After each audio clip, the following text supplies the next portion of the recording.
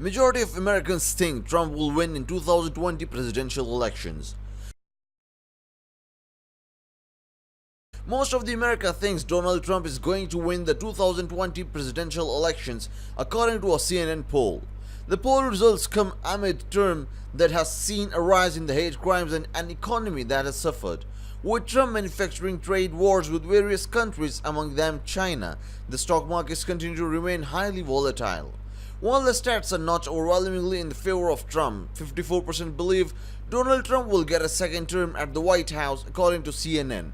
41% reckon he will lose the election. Polls of such nature tend to fluctuate, often given the huge consequences of a decision the president makes. It was only last December that a narrow majority of 51% felt Donald Trump would lose the elections in 2020.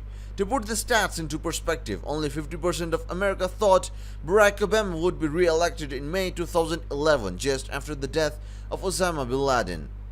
The significant shift in numbers comes from those who disapproved of Trump's presidency. In December, 81% of the group that disapproved of Trump's thought he would lose the presidential election, but now only 67% of the group believes that he will lose the elections at the same time. Among Trump's core supporters who approved of his presidency, 85% thought he would win in December, and that number has gone up to 88% now.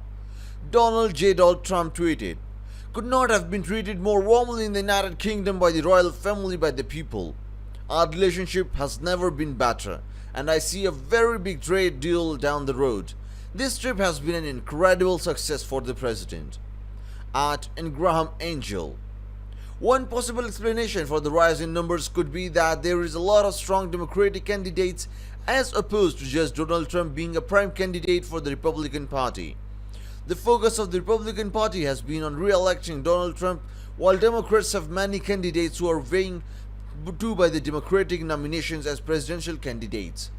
While Joe Biden leads the poll number among Democrats, candidates like Elizabeth Warren and Bernie Sanders have been gaining ground by making concrete promises and policy specifics surrounding issues like climate change, unemployment, the education system, and the income inequality. Trump will be able to secure core support of the conservatives and Republicans early on to strengthen his base. The core issues bothering those who disapprove of Donald Trump in his behavior.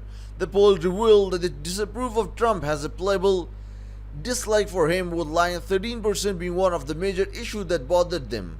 Racism 11%, incompetence 11%, immigration 7%, and not acting presidential 7% are some of the other issues cited by those Trump's disapprovers who participated in the poll.